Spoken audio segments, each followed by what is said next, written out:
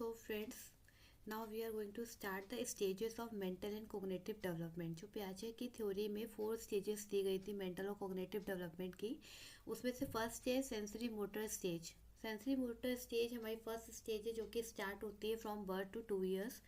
This is the first stage of intellectual development, जहाँ पे बच्चे का इंटेलेक्चुअल डेवलपमेंट स्टार्ट होता है।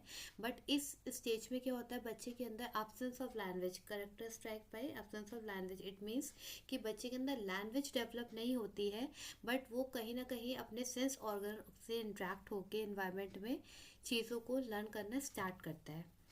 At the birth infant has limited number of reflexes. जब उसका बर्थ होता है तो वो बहुत लिमिटेड नंबर में रिफ्लेक्सेस को यूज़ करता है, जैसे ग्रास्पिंग करना, धीरे धीरे चीज़ों को पकड़ने की कोशिश करता है, लुकिंग करना, एक दूसरे को देख के थोड़ा स्माइलिंग करना स्टार्ट करता है, सक करता है, कोई भी चीज़ उसके हाथ में होगी उसको सक करना स्टार्ट करेगा, या फीड करना मदर का, वो भी उसको नेचुरली आता है बाय बर्थ। वो कोई सिखाता नहीं है, किसी भी चीज़ तक उसको पहुंचने की कोशिश करना, रीचिंग। तो ये सारे जो रिफ्लेक्सेस हैं ये स्टेज ऑफ बर्थ से स्टार्ट होते हैं, जहाँ बच्चा अपने आप ही सोशल एनवायरनमेंट में आके अपने चीज़ों को ग्रास्प करना शुरू करता है या कोशिश करता है उससे इंटरेक्ट होने का। ठीक है। ड्यूरिंग द नेक्स्ट 4 मंथ, जैसे जैसे नेक्स्ट 4 मंथ बच्चा और बड़ा होता है, they are uncoordinated schemas are coordinated and simple. धीरे धीरे जो उसके स्कीमास होते हैं, जो उसकी प्रीवियस नॉलेज होती है अनकोऑर्डिनेटेड वे में, वो कोऑर्डिनेट होने लगती है और सिंपल होने लगती है। Now in this infant try to sucking anything in his mouth. अब उसको पता होता है कि कोई भी चीज़ है वो उसको अपने माउथ में ही देनी है। Stairs what ever he sees, वो उसको देखेगा, जो भी उसको दिखेगी चीज़ उसको ध्यान से देखने की कोशिश करेगा। कोई भी उसकी देखेगा, कोई भी उसको देखेगा तो वो स्माइल ही करेगा। उसको पता है कि ये कोऑर्डिनेटेड फॉर्म, मतलब एक उसकी जो स्कीम है वो कोऑर्डिनेट हो जाती है। Try to reach everything and grasp in our hand, वो हर चीज़ के पास पहुंचने की कोशिश करता है। छोटा बच्चा हर चीज़ पकड़ने की कोशिश करता है। तो ये जो स्टेज होती है ये स्टार्ट होती है बर्थ के after 4 month, right. At the age of the 8 month infant, now they are able to react the object. जैसे जैसे वो 8 मंथ का होगा इन्फेंट, तो वो चीज़ों के लिए रिएक्ट करने लगता है। कोई भी ऑब्जेक्ट को लेके वो रिएक्ट करता है। अगर वो चीज़ उसको अच्छी लगती है तो वो हंसता है, खुश होता है, या कोई चीज़ उसके सामने से हटा दो तो उसको सेपरेट फील करके वो रोने लगता है। तो ये जो चीज़ें होती हैं ना, इसमें हम बोल सकते हैं इंडिपेंडेंट एक्सिस्टेंस या परमानेंट। और इंडिपेंडेंट एक्सिस्टेंस का मतलब कोई चीज़ उसके सामने से एकदम से हटा दो तो उस पर वो रिएक्ट करता है ना। उसकी जो स्कीमास हैं वो बहुत ज़्यादा कोऑर्डिनेट हो जाती हैं। If the infant playing with a toy, अगर वो कोई टॉय के साथ प्ले कर रहा है और नाउ यू पिक्ड अप, आप उससे छीन के उसको छुपा दो समवेयर एल्स, तो he place hide toys under a blanket. By the end the period of infancy he may step into the logical graduals directed action. मतलब वो धीरे धीरे समझने लगेगा कि चीज़ों को हाइड करना क्या होता है, फिर उससे दूर होने पे वो रोना शुरू कर देता है। तो ये जो स्टेज होती है ये 8 मंथ से स्टार्ट होती है, इन्फेंट स्टेज। ओके। तो ये पहली स्टेज है जिसमें बच्चे की लैंग्वेज डेवलप नहीं होती, बट वो अपने सेंसेस से बहुत कुछ प्ले करता है, बहुत कुछ सीखता है। Second stage is pre operational stage, जिसको हम बोल सकते हैं कि 2 to 7 years में होती है बच्चे के अंदर। तो जन्म के बाद जो ये स्टेजेस है वो पहली सेंसरी स्टेज है। उसके बाद ये प्री ऑपरेशनल स्टेज। इसमें क्या होता है, in this stage the child start to begins to replace direct and action into symbol. अब वो सिंबॉलिक फॉर्म यूज़ करता है। अगर कोई चीज़ उसको चाहिए तो सिंबल्स का वो यूज़ करेगा। मतलब अगर उसको मम्मम चाहिए तो पानी को देख के मम्मम मम्मम बोलेगा, या कोई चीज़ को चाहिए तो उसको एक सिम्बलाइज करेगा, उसकी तरफ इशारा देगा, ताकि मतलब कोई भी चीज़ को रिप्रेजेंट करना शुरू कर देता है बच्चे इस स्टेज में। तो ये सब चीज़ें उसके अंदर अभी से शुरू हो जाती हैं at the stage of 2 to 7 years। इसमें भी 2 स्टेजेस होती हैं। एक होता है प्री कॉन्सेप्शनल जो कि 2 to 4 years होता है, एक होता है इंट्यूटिव फेज जो कि 4 to 7 years होता है, राइट। तो जो प्री कॉन्सेप्शनल स्टेज होता है, इसमें क्या होता है, इस फेज में ये 2 to 4 years के बच्चों में मोस्टली देखा जाएगा। In the early stage of children they are seen identify the object and put into a certain classes. अब क्या करेगा, इस स्टेज का बच्चा कोई भी चीज़ को देखेगा, कोई भी ऑब्जेक्ट्स को देखेगा तो उसको सर्टेन क्लासेस में डिवाइड करना शुरू कर देता है। At this stage children are identify try to form the concept. अब धीरे धीरे उनका कॉन्सेप्ट थोड़ा थोड़ा बनना शुरू हो जाता है। जैसे कि इस स्टेज में बच्चा बच्चा किसी भी मेंस को देखेगा तो डैडी ही बोलेगा, किसी भी वुमेन्स को देखेगा तो उसको मम्मा बोलेगा, किसी भी डॉग को देखेगा तो उसको एक टर्म दे देगा बिंगो, या जो भी उसका मतलब टर्म यूज़ किया जा रहा होगा उसके सामने, तो उसको वो टर्म दे देगा कि हाँ जो पेट्स होते हैं उनके लिए ये नेम होता है। जो वुमेन्स होती है उनको मम्मा बोलते हैं, जो डैडी होते हैं मतलब जो जितने मेंस होते हैं उनको डैडी बोलते हैं। तो ये बच्चे का धीरे धीरे कॉन्सेप्शन मतलब कॉन्सेप्ट फॉर्म करने लगता है। According to the children, he thought all the big animals have four legs. अब इस स्टेज में बच्चों को क्या होता है कि पता होता है कि जितने भी बिग एनिमल्स हैं उनके फोर लेग्स होते हैं, वन टेल होते हैं, जिसको हम काऊ बोलते हैं। This type of stage is thinking, जो कि थिंकिंग तो बच्चा स्टार्ट करता है बट वो इलॉजिकल फॉर्म होती है, मीन्स लॉजिकल नहीं होता, इसमें कोई लॉजिक नहीं होता है, इसमें कोई इंडक्टिव और डिडक्टिव नहीं होता है, मतलब वो उसमें गहराई से सोचता नहीं है, बस उसको एक लॉजिक नहीं पता बट वो उसको एक टर्म दे देता है। तो ये जो इस समय थिंकिंग स्टार्ट होती है बच्चे की वो इलॉजिकल होती है।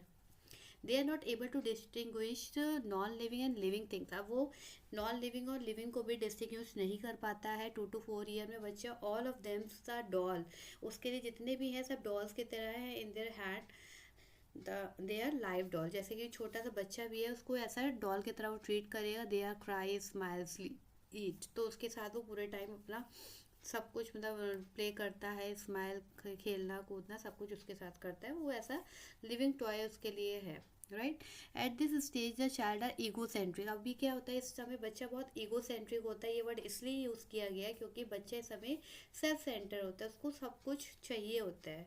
मीन्स उसको लगता है कि हाँ उससे कोई चीज़ छीनी ना जाए। लाइक अगर वो सन है या मून अगर है तो वो जब चलता है तो उसको लगता है कि वो मुझे फॉलो कर रहा है। तो ये जो है इस समय बच्चा बहुत ज़्यादा ईगो सेंट्रिक होता है और इस स्टेज में बच्चा इलॉजिकल थिंकिंग करता है, ठीक है, जिसमें कोई लॉजिक नहीं होता है। तो ये होती है हमारी 2 to 4 ईयर्स की एज, 2 to 4 ईयर्स का फेज होता है। उसके बाद सेकंड फेज होता है हमारा इंट्यूटिव फेज, जो कि 4 to 7 ईयर्स का होता है। यहाँ पे प्याजे बोलते हैं कि at this stage the child develop some concept at the advance level. यहाँ पे चाइल्ड कुछ एडवांस लेवल पे कॉन्सेप्ट डेवलप करने लगता है, जैसे कि अब उसे पता है कि जितने भी फ्रूट्स हैं उनको वो अलग डिस्टिंग्विश कर देगा और जितने वेजिटेबल्स है उसको अलग डिस्टिंग्विश कर देगा। उसको कलर्स, शेप और टेस्ट का डिफरेंट पता चल जाएगा, डिफरेंस क्या होता है दोनों में। तो वो शेप्स के पैटर्न्स को अच्छे से रिकॉग्नाइज कर पाता है बच्चा। इस स्टेज में बच्चे की कॉग्निटिव कैरेक्टरिस्टिक और डेवलप हो जाती है। रिवर्सिबिलिटी और कंजर्वेशन उसके अंदर आ जाता है। रिवर्सिबिलिटी मतलब कोई भी चीज़ को रिवर्स करना सीख जाता है कि अगर ये चीज़ छोटे से इतनी बड़ी है तो बड़े से इतनी छोटी हो सकती है। तो ये जो कंजर्वेशन भी सेम उसको पता होता है कि अगर छोटे ग्लास में पानी है तो पानी का जितना वाटर लेवल है अगर उससे बड़े में करेंगे तो उसमें भी उतना ही होगा।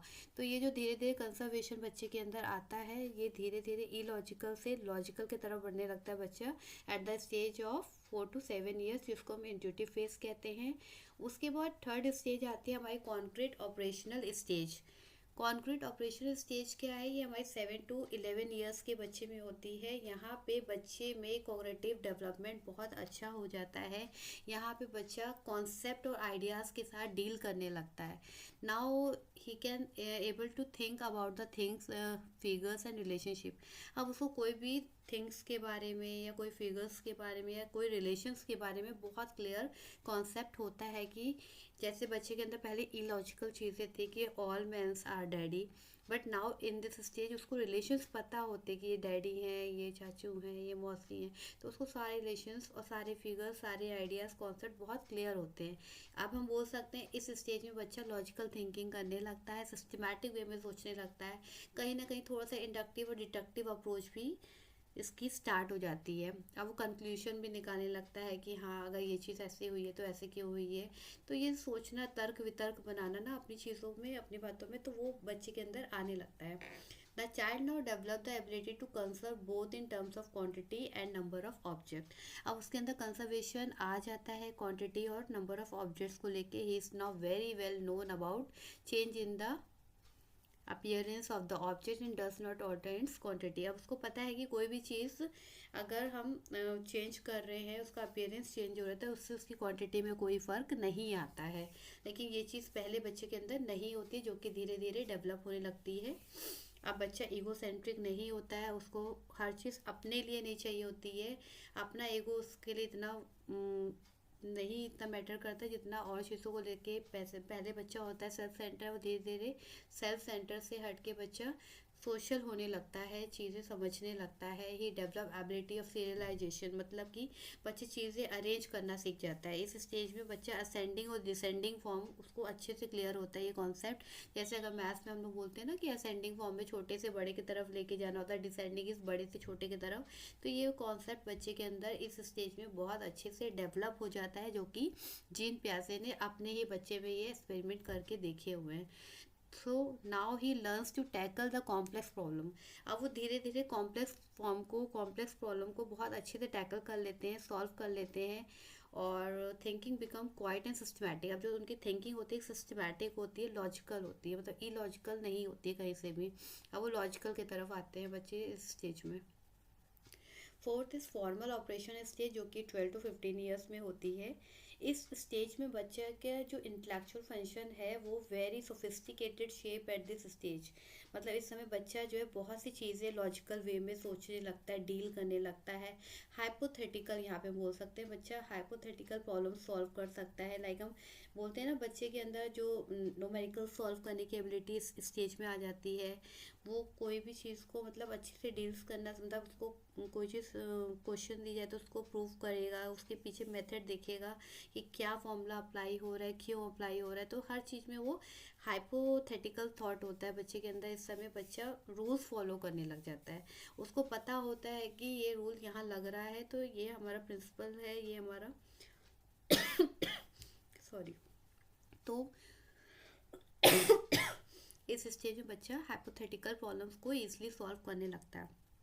ट्रायल एंड एरर एनालिसिस होने लगती है बच्चे के अंदर। अगर वो चीज़ें करने की कोशिश करता है, कोई गलती हो जाती है तो गलती को भी सोचेगा, एनालाइज करेगा कि कहाँ पे मेरे से गलती हुई है। बिल्ड अप मल्टीपल हाइपोथेसिस, उसके अंदर मल्टीपल हाइपोथेसिस बिल्ड होने लगती है, वो हर तरीके से सोचना स्टार्ट करता है। वेट, जो उसकी थिंकिंग होती है वो नेगेटिव पॉजिटिव दोनों तरफ से सोचती है कि अगर कोई चीज़ उससे गलत हुई है तो क्यों हुई है, उसके पीछे क्या एरर है। तो ये बच्चे की फॉर्मल ऑपरेशन स्टेज होती है, जो कि 12 to 15 ईयर्स में होती है। यहाँ बच्चा अपने कॉन्सेप्ट में बहुत क्लियर होता है, उसकी थिंकिंग एबिलिटी बहुत अच्छी हो जाती है, उसकी हाइपोथेटिकल थॉट्स होते हैं, वो बहुत अच्छे से चीज़ों को सॉल्व करने के लिए कैपेबल होता है। तो यहाँ पे उसका इंटेलेक्चुअल डेवलपमेंट पूरी तरह से ऑलमोस्ट हो जाता है। तो ये सारी 4 स्टेजेस हैं प्याजे की, जीन प्याजे थ्योरी में, जो कि उन्होंने बताई हैं। अब कंक्लूजन हम पढ़ेंगे, इसमें हमने क्या कंक्लूड किया है। इन द कंक्लूजन, प्याजे theory of cognitive development is one of the most important theory of child development. किसी भी चाइल्ड के डेवलपमेंट में ये सारी थ्योरी बहुत अच्छे से इसमें फिट बैठती है, क्योंकि मोस्टली जो चिल्ड्रंस हैं उनकी स्टेज अगर सारी देखी जाए तो बिल्कुल एक्यूरेट है।